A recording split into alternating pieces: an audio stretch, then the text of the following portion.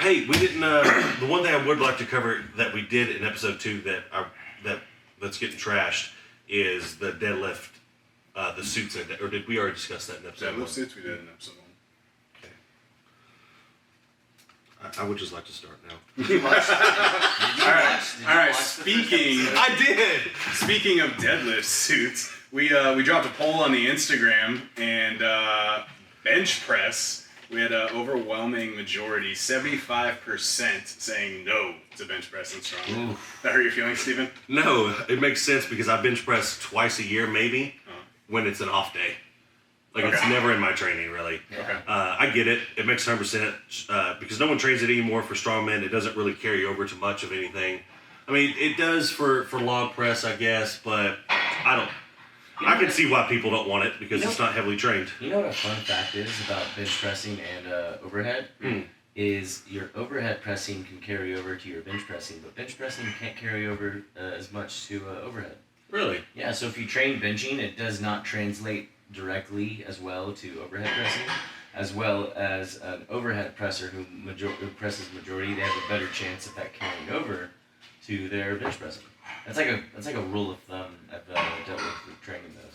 So What? so you have a pretty decent bench actually. It could be 100 pounds heavier if we trained it year round.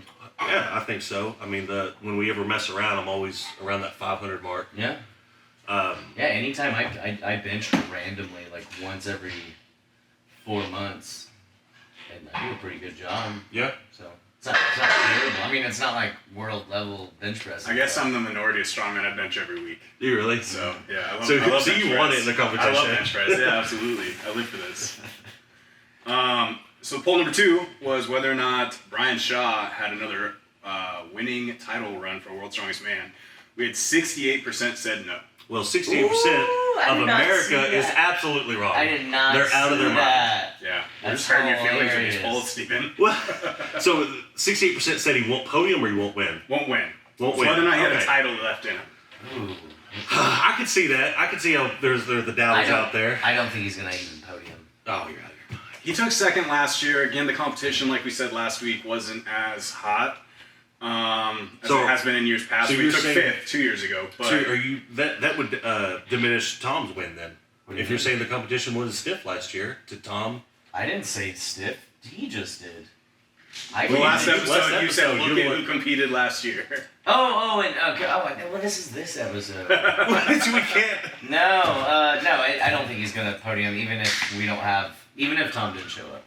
So Tom's his biggest competition. No, I said even if Tom doesn't show up, I still don't think he's gonna podium. Okay. Interesting. Yeah. Well, what's your opinion? I don't think Shaw's going to win again. You think he'll get top 3? I could. If he wins again, everybody has to have a bad day. I Sure. disagree, If he man. podiums, the best of the best have to be doing terribly. They have to hurt themselves. So I do keep up with Shaw Strength YouTube page, and You would. You probably pay the $9.99 a month too. I have Is that stopped. where you get your in all of his videos? He is terrible in front of a camera. It is rough. It is rough. It is rough to see, but he is bringing in people to train with him, and every time I see him, he looks good next to other competitors. Well, that's because he only brings people in that look good. Yeah, They make him look good. you don't think he does that on purpose? I have a story about Shaw, actually. I don't know how many people know this story, Okay. and I won't drop the name of who told me this in the text messages and where I saw them. There is a certain pro competitor that, I don't know if you guys have met, but I know personally, that used to train with Shaw as a part of his group of yes men. One day, this person made a comment on somebody's Instagram page that happened to beat Shaw on a certain lift that Shaw was proud of himself for. Made a comment congratulating him and was then kicked out of Shaw's gym and told that he's not allowed to train there anymore. And I've seen the text proof Hey, I mean, if you're from Shaw himself asking him not to come back. if you gotta manifest that stuff, I kind of. His words were, I need people that are in my corner, and it just doesn't seem like you're that way. Well, I can't believe that you would congratulate him for that. I'm not gonna lie, that hurts to hear. That really hurts to hear. He's just trying to manifest that that winning mentality in his Sure, head, but sure. I think he takes it to another level. Shaw's the kind of person, cerebral athlete, he's been called multiple times, where he does everything that's, even if it's going to make him a 0.5% better, he's going to do it. Yeah. And at that level, when you can afford to do that, sure. I'm not knocking him for that. Yeah. He's just not somebody I want to hang out with. Yeah, at the end of the day, he's a better competitor than I am. Absolutely. And he is a good competitor, but you are saying he does take everything into calculation. Absolutely. And you can see when he competes, and I actually think sometimes that holds him back. Maybe, yeah. He probably stresses himself out a little. I've seen him at comps where he's literally measuring equipment to make sure it's to the specs of what he was told they were training with. Wow. You know, he takes everything into account. He's a big mental game competitor, and obviously he's got the titles, so... I'm not gonna lie, it's a little disappointing to hear what you said, but I still think he has another title in him. Sure. And this is the year. This is the year. All right, moving on. We started some controversy talking about whether or not you need to wear shoes on the deadlift, because Derek Owens feels like you absolutely do. Wow. So I dropped the poll. It was, do you lift equipped with shoes or natty daddy with no shoes? And on the deadlift, we got 82% saying they lift natty daddy, and shoes on the deadlift are bullshit. Wait. Nice. What percentage of them deadlift more than me? 80. It's a valid question. It's a valid question. No, I had some good deadlifters get on there and chime in and say that they lift without shoes. Sure, no, dude, don't get me wrong. It's yeah. not like I think it actually affects the deadlift. Sure. And they can probably agree it doesn't really affect the deadlift. It affects mine. I want more 100%. legitimacy to this sport, and we're not going to have a And pajama party. shoes is where you draw the line? Yes. Well, I mean, to be fair, in powerlifting, where the deadlift actually Dude, is there's- more regulated, they do have to wear some. There sort of is footwear. no sport, there's no major respected sport out there that, besides swimming, that allows you to not wear shoes where you compete. You had to think about that, didn't you? That doesn't even... Come on. What? Dude, there's plenty of amazing... we're about to pick up a sponsor right now. If you want to sponsor us on your deadlifting shoes, reach out to us. Yeah, there's plenty of great shoes out there that are just the exact same. I'm not going to name drop any right now because they're not paying me to say this, but there's some really great shoes out there that are awesome to deadlift in. Sure. You're not wrong. I just don't see the big deal of deadlifting in shoes, and you want to know how many people are stronger than you that deadlifted without shoes, and I'm definitely one of them. I have two reasons. I actually have two legitimate reasons. I'm a promoter and stuff, obviously. And deadlifting on jerk platforms or any type of wooded surface is actually dangerous. I've watched people deadlift and their feet actually slip out because they were deadlifting in socks and they fell. And also, the biggest thing too, man, is like, it's not even like... Some of these people who come out and deadlift in socks, they look like they're wearing their third generation pair of socks that their grandpappy gave them. Okay, I agree with you. Don't show up to the deadlift. deadlift platform with holes in your socks.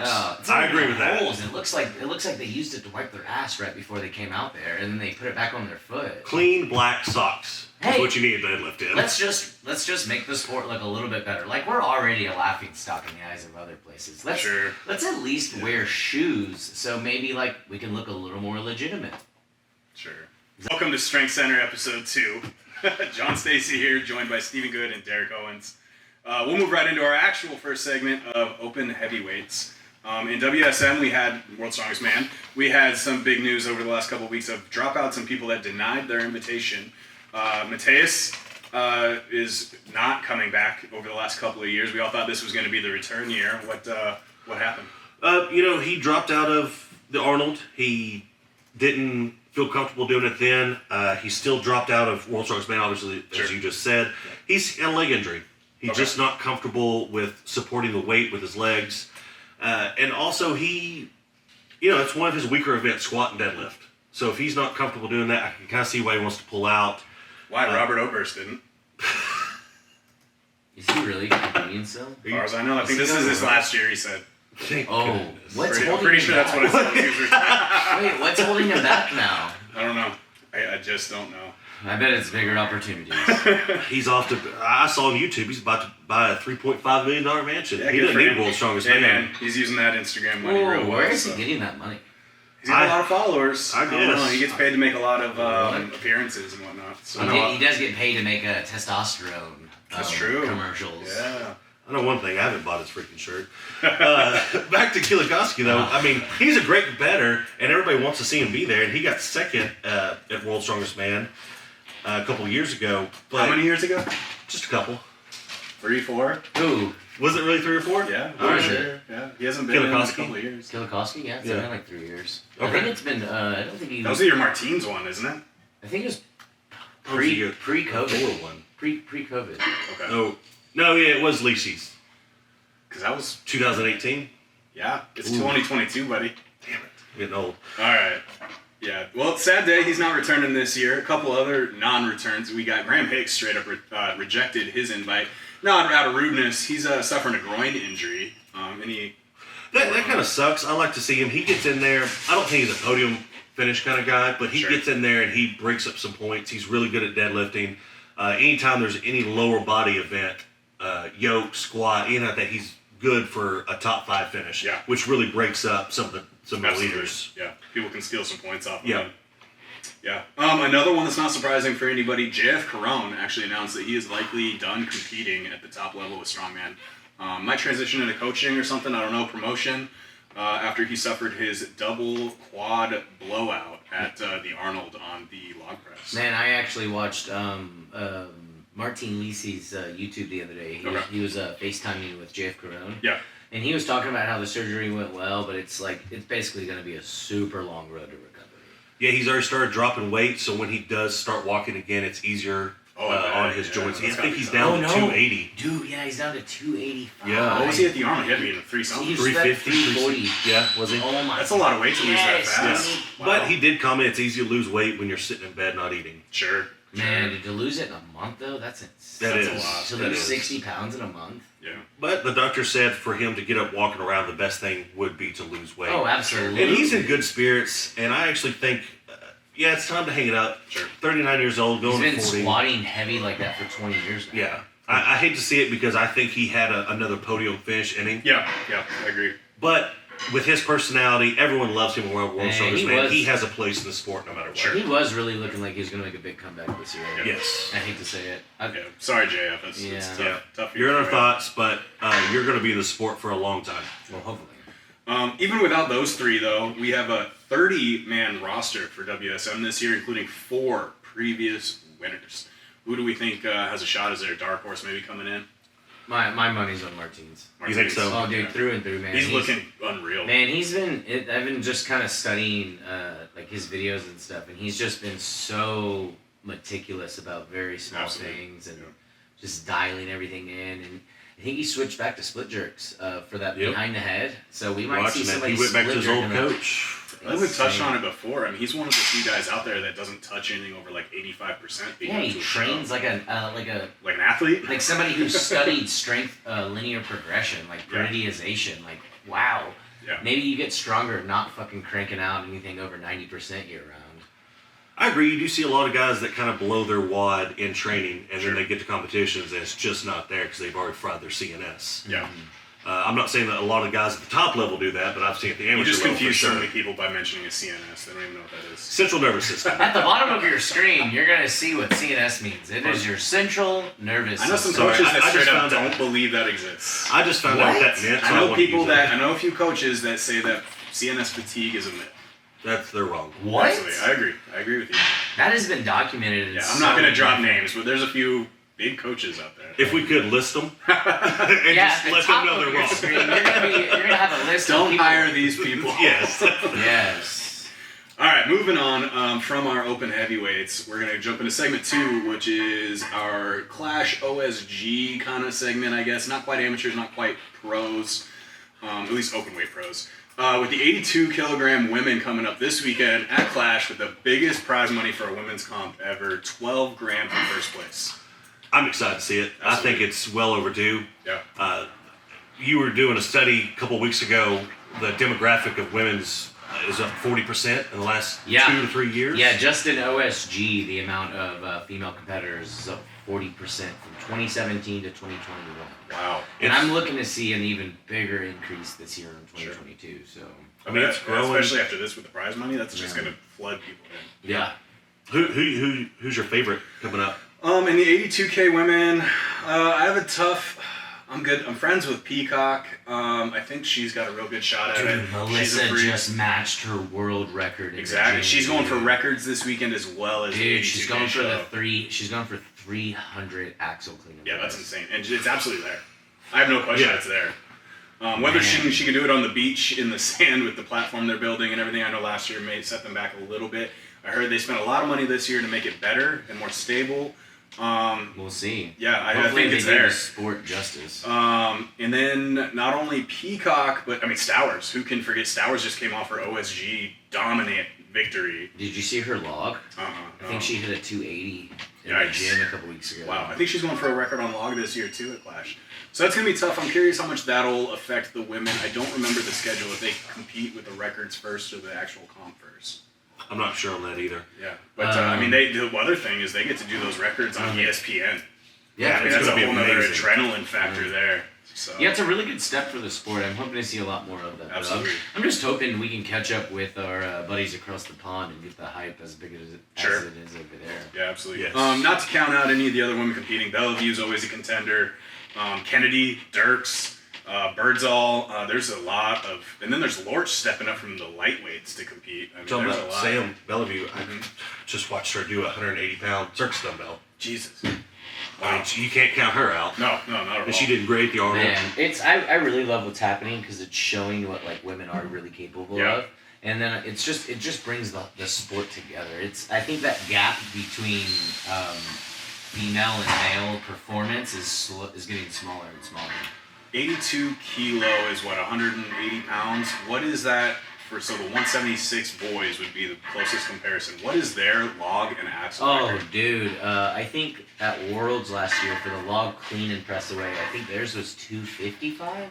Yeah, and we got 2 or 3 at least women coming into 82s that are pressing that for 1 or 2 for reps. Wow. For reps. Yeah, so they're theoretically the exact same size, and that's what I do. I compare actual body weight. I'm at the point where the female competitors in the sport I can compare their numbers directly to other amateur men that weigh the exact same. And it's I know 105 men competing at a decent level that aren't hitting those numbers like consistently. Yeah. And I haven't been to a lot of pro women shows, but the competitions I've been to, the amateur level ones, I don't know. I just see women really sell out for their events. They leave it all out there. Yeah, that's what I'm saying.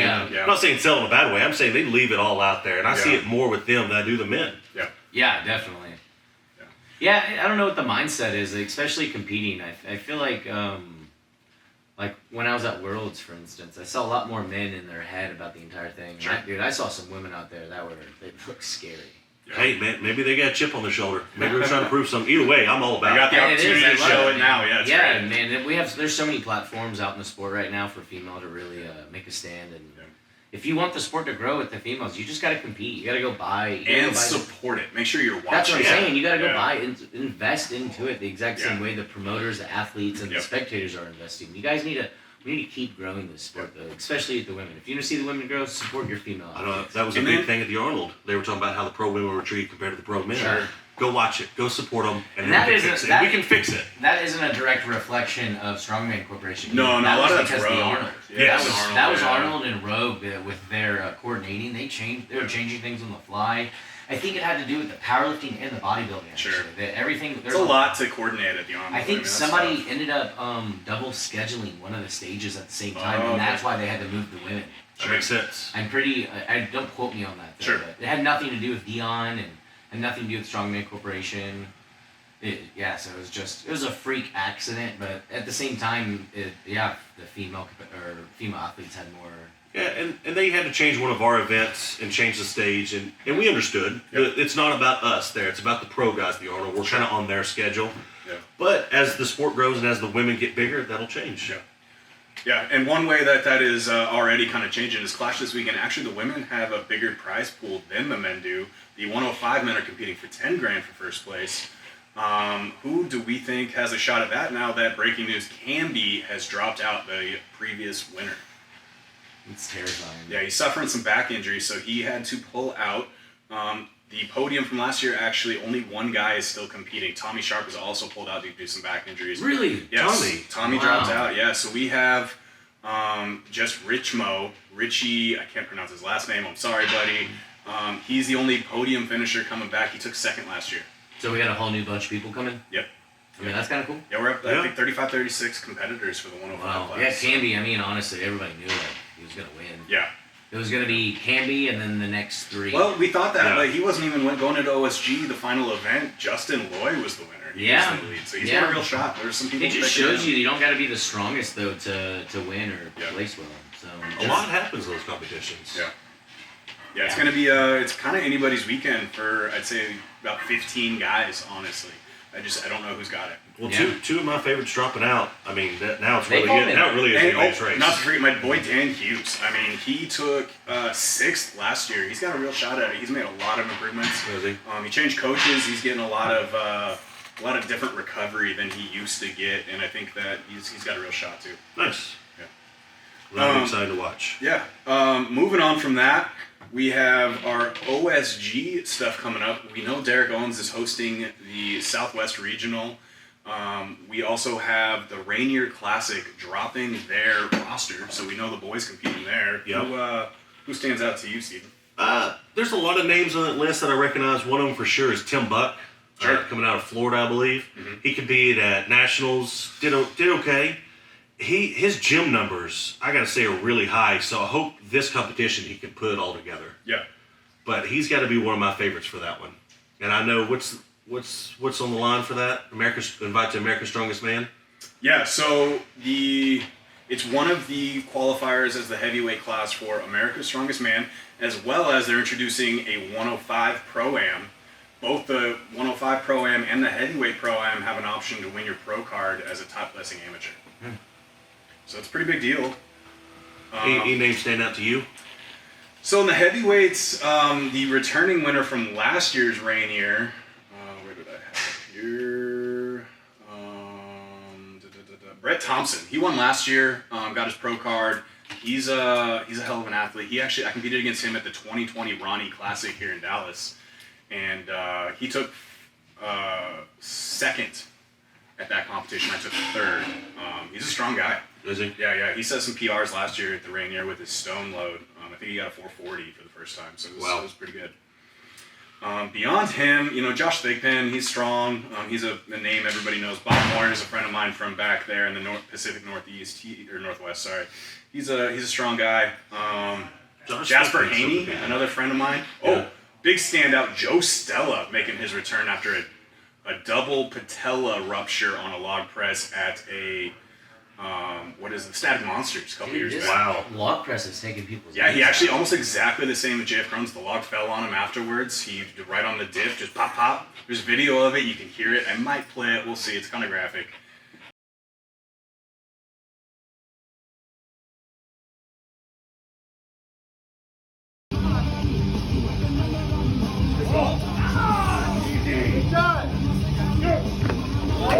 It's going to make some people cringe. Well, Derek, what's your opinion? Why is the patella tendon affected so much by the log press here? It comes down to loading. So whenever you are with the bigger implementation that you're trying to keep into a front rack position, it's causing you to maintain that center of gravity. You have to lean back. Mm-hmm. And when you lean back more, it stresses the patellar tendon. Okay. And especially when you dip down to maintain that center of gravity so that log doesn't roll forward, you even have to shift your knees out in front of you even more.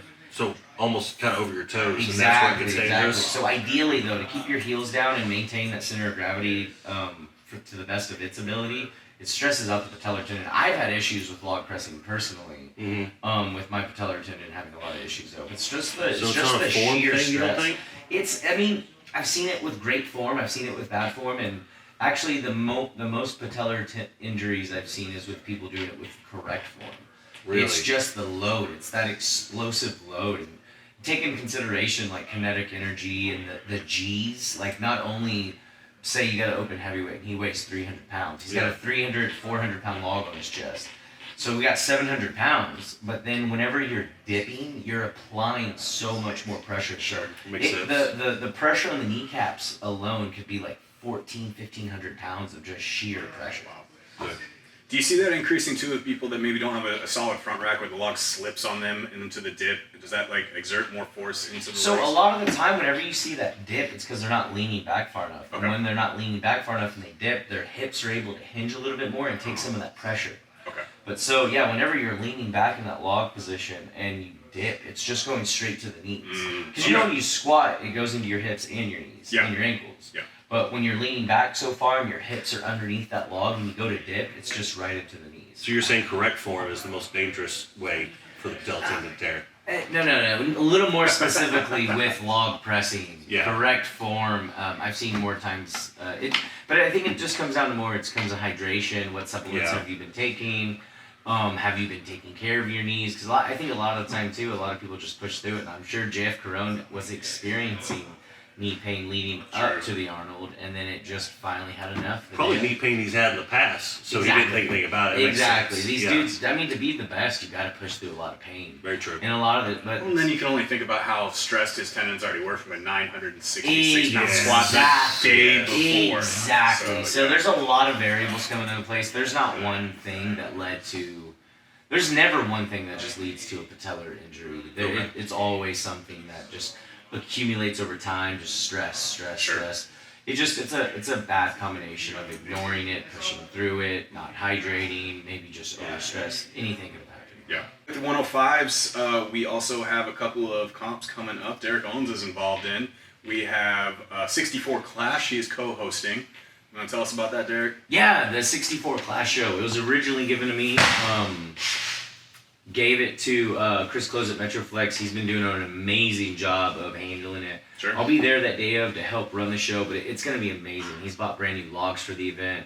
We're going to be supporting the housing, the hotel stay for the athletes. Food. That's awesome. That's a big dude. This 64 show is going to be really, really big. It's going to be nice. I was talking to Chris this weekend. He is really taking this serious. Yes, he's taking it very everything. seriously. Yes, For having, very I think, impressed. not even 15 competitors, though, he is treating this like a 100 roster I mean, this competition. is lightweight pro women, basically. I mean, they don't get a lot of recognition. No, and he's taking it very, very seriously. That's And awesome. I'm super proud of him and very excited to be a part of this. That's great. It's going to be an awesome competition. Yeah. What's the date on that again? Man, what is it? It's May. Man, it's on the tip of my tongue. I have so many dates in my head. Yeah. He's got a great gym for it too. Big gym, a lot of platforms. Yeah, he's gonna do a couple and like things you said, outside. he's getting new equipment. Yeah, I think he told me he's bought new equipment for literally everything besides the stone platforms. That's awesome. Well, Yeah. they have some pretty cool. Yeah, and I got Yeah. I got some equipment too that I'm bringing. Got brand new equipment, the sleds, Sure. frames. It's gonna be quite the spectacle. So yeah, it's gonna be May 14th. So we're actually only about 4 weeks away. That's awesome. You have Metroflex, which is 20 minutes down the road from Battle Axe. It's really cool to see those two gyms come together Absolutely. and really make this happen. Man, I wouldn't even. A lot of people don't know this. I wouldn't be here without Chris and Metroflex there though. So this gym wouldn't happen. I wouldn't have even known about strongman if it The wasn't. community in this area for strongman and lifting in general is just awesome. Yeah, it's been really nice over here, and yeah, like I said though, Chris Close, he's the reason I'm doing any of this, and I'm very, very excited to be a part of this. You have Metroflex Plano, you have Metroflex Fort Worth, you have Panther City. I'm missing some gyms, but what I'm getting at is they could all be rivals. Absolutely, Because yeah. they're competing for members, but they're not. They're all, especially with strongman, any event, they all come together. You see people from different gyms want to take pictures. I think they want only- to tag each other in every The competition. only It's amazing. enemy we have is the commercial gyms. Death to commercial gyms. Fair enough. Any athletes in the 64 you want to highlight? Oh, Rihanna Lovelace? Oh, yeah, awesome. I didn't know she was she's coming gonna over be there. There's a lot of great competitors. I'm so bad with names. Well, I'm sorry to everybody else that's competing against her. Yeah, right. Man, anything could happen though, man. I've Yeah. seen, I don't want to name any names though, but I've seen some really great competitor videos popping up. Sure. And, well, yeah, these women have been putting everything into this, and it's really exciting to see though. I'm glad the athletes are taking it serious. I'm Yeah. glad that everyone involved is taking it serious. And I can't wait to see it. Yeah, I'll be there. Yeah, super exciting. That's really all I got for this week. Thanks for tuning in, guys. Sorry again to Martins, we just couldn't fit him in this week. So Sorry, dude. We'll get you, man. We'll do I our gotta get best. to work. Yeah, we got stuff to do, man. It's 10 o'clock, so time to start my day. You're late anyways. Till next time. Have a good one.